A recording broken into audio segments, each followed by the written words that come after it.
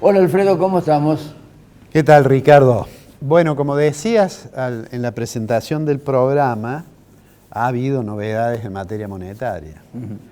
O sea, es que estuve tentado de ponerle a la columna una expresión que es una expresión, digamos, del lenguaje coloquial, que es aquella del dicho al hecho hay mucho trecho.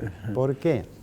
Porque está claro que cuando uno habla de economía del gobierno del presidente Milei, está claro que las decisiones que se van tomando, más allá de una dosis de improvisación que hemos señalado, no solamente reflejada en funcionarios que parece que van a asumir y después no asumen, sino también en idas y vueltas en algunas decisiones. El caso de esta semana, obviamente, o de la semana anterior, digamos, obviamente ha sido el caso de las retenciones. La retención. Que ha habido, que se grababa algo más o no, bueno, pero digo, al margen de eso, las decisiones, de todos modos, están muy lejos de aquellas afirmaciones que aparecían a veces como exóticas o muy disruptivas que tenía durante la campaña Milei.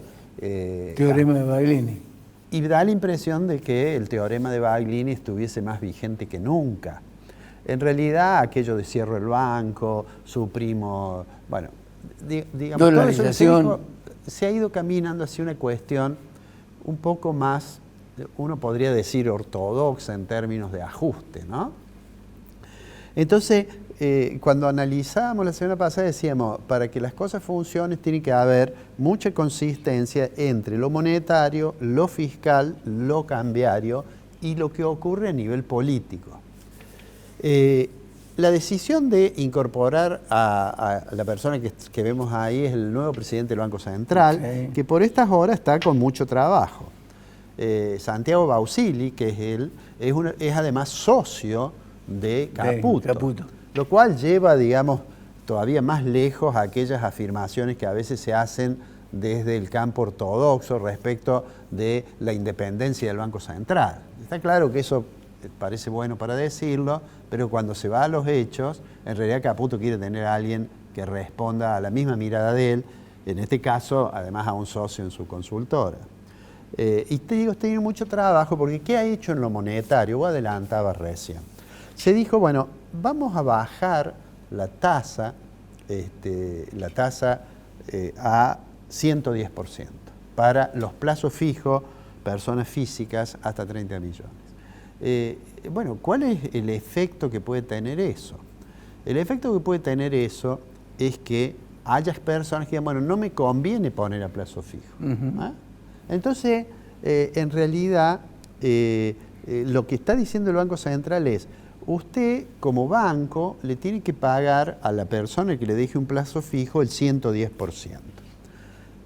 Pero por si esa persona llega a dudar en la renovación, usted está obligado además a ofrecer, no puede sacar de su oferta de activo financiero los plazos fijos ajustables por inflación, los plazos fijos UVA. Pero ¿qué sucede? Ese plazo fijo es a 90 días, con lo cual trata de extender el horizonte de la colocación. Mientras tanto le dice al banco, no voy a licitar más letras de liquidez, LELIQs, estas famosas LELIQs, que como vos señalaste, muchos decían va a estallar todo. Nosotros decíamos que había formas de que con cierto cuidado se pudiese resolver el problema sin que estallara. Entonces, ¿qué es lo que dijo ahora el Banco Central? No licito más LELIQs. Entonces el banco dice, bueno, ¿qué hago con la plata que le estoy pagando el 113% a una persona? Y antes, perdón, el 110%, y antes era muy cómodo porque yo compraba las LELIQ. Claro. Ahora no las puedo comprar. El Central dice, bueno, pero usted ya se estaba pasando a otra colocación, que son los pases, que son colocaciones a un día. Entonces, ¿cómo hago para que se estire? Entonces le dice, bueno, mire, usted puede tomar unos títulos que son letras del Tesoro, es decir, lo estoy sacando del Banco Central hacia el Tesoro y además le estoy alargando el plazo. ¿Ah? Entonces, y además le ha fijado... Si te pones a pensar, es un escondido plan Bonex. Bueno, no, porque no le estoy afectando Claro, no. a los tenedores de depósito. O sea, lo que se evita justamente es eso, mediante este mecanismo tratando de extenderlo. Entonces, ese triángulo que vemos ahí, que es el presidente Caputo y el presidente del Banco Central, yo diría son los que más han estado involucrados en esta semana en todo ese tipo de decisiones. Entonces, vamos a terminar con las LELIQs, vamos a tener las LEDs, digamos, tratando de extender el plazo. Y la pregunta que sigue es, bueno, ¿por qué razón no ha habido una corrida que lleve a que, por ejemplo, el tipo de cambio, el dólar marginal, el blue, digamos, ¿por qué no hemos tenido, y da la impresión de que está tranquilo? Entonces, en lo monetario, esto se ha hecho para tratar de atenuar el problema monetario que han recibido. En lo cambiario, además de esa devaluación tan alta, lo primero que tengo que decir es que si uno hace una devaluación que claramente ha llevado el tipo de cambio, cuando uno dice que tiene 8.30, digamos, el tipo de cambio en el mercado único libre de cambio en una exportación, uno dice, bueno, eso los economistas suelen llamar overshooting, es decir, que es por encima del tipo de cambio real necesario. ¿Por qué? Porque al mismo tiempo dijo, mire, de aquí en adelante vamos a tener una devaluación, vamos a seguir con la idea de eso que se llama crawling peg, una devaluación reptante, digamos, de entre el 2 y el 3%. Entonces, ¿por qué hace falta un tipo de cambio tan alto? Porque si la inflación va a ser 20%, digamos, claro, se va a deteriorar el tipo de cambio. Entonces, se toma un colchón, digamos, por decirlo en lenguaje un poco más vulgar, en materia cambiaria. Pero además, estamos en un mes en el cual muchas empresas tienen que hacer frente a un aumento de los gastos corrientes, en particular de los gastos salariales, y entonces tienen que desarmar alguna posición en dólares. Algunas empresas venden dólares porque tienen que pagar el aguinaldo y porque tienen que pagar el sueldo. Además, algunas personas, digamos, el mes de diciembre los economistas dicen es un mes en que la demanda de dinero aumenta. ¿Qué quiere decir eso? Que si hay más demanda de dinero va a haber menos demanda de dólares. Si hay más demanda de pesos, hay menos demanda de dólares, ¿no es cierto? Porque los pesos se canalizan hacia otro destino.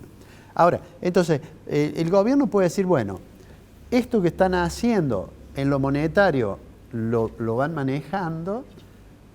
En lo cambiario tenemos esta realidad, pero mientras tanto aparece la otra gran cuestión, que es qué pasa con los precios. Y claramente los precios le van a dar un dolor de cabeza muy grande a Caputo y a todos los argentinos, ya se lo han dado cuando han ido a los supermercados. 1% diario, dice la inflación. Entonces eso entraña un riesgo grande. ¿La apuesta cuál es?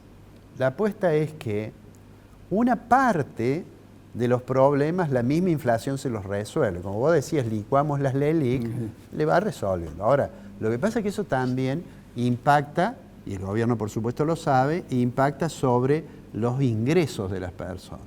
Entonces han dicho, bueno, para los que están, los muy vulnerables, les vamos a dar alguna ayuda que va a ser el aumento de AUH, de la asignación por hijo, y vamos a tratar de ver si tenemos atención, que el Fondo Monetario está de acuerdo y que el funcionario que ha venido del Departamento de Estado de los Estados Unidos también está de acuerdo en que tengan cuidado de atender a los sectores más vulnerables. Lo que pasa es que ahí aparece un problema serio yo diría con dos sectores, con los sectores medios, que van a ver deteriorada fuertemente la situación, y a su vez con las provincias. Vos mencionabas, está reunido con los gobernadores y los gobernadores le van a pedir, incluso los gobernadores que aplaudían de que se modificara el impuesto a las ganancias para no gravar los salarios que en ese momento estaban grabados, ahora le van a pedir, mire, yo perdí cuando usted tomó esa decisión, aunque no haya sido el que la tomó Caputo, porque en realidad fue Massa, pero bueno, ahora coparticípeme el impuesto al cheque. Claro. Le llamamos así el impuesto a los débitos y créditos bancarios. Ahí se juega el futuro de la política económica y yo diría que se juega además este partido con un tiempo que son algo más de 3 meses. algo más de 3 meses, porque esto que está tratando de hacer el gobierno tiene la esperanza que después que pase este impacto inflacionario de diciembre, el que viene de enero, y yo personalmente creo que también febrero y demás, ve que se pueda ver alguna tendencia de morigeración de los precios y que a su vez haya aguantado el tipo de cambio hasta que empiecen a entrar los dólares de la cosecha. De la cosecha, fines de abril, marzo. Esa es la realidad que tenemos hoy y termino con esto. Ese tercer elemento que nosotros mencionamos imprescindible, que es el poder político, el volumen político y la generación de consensos sociales para soportar la coyuntura, es crucial. Y a partir de mañana, como decías vos, vamos a ver qué tal le va con un sector, que es el sector de las organizaciones políticas que se llaman sociales y los sectores sindicales. Allí se va a estar jugando también el destino de la política económica, porque si el gobierno no logra un volumen político importante y consensos, y bueno, la política económica es difícil que funcione si tenemos mucha conflictividad social. Alfredito, nos vemos la semana que viene. La semana que viene nos vemos.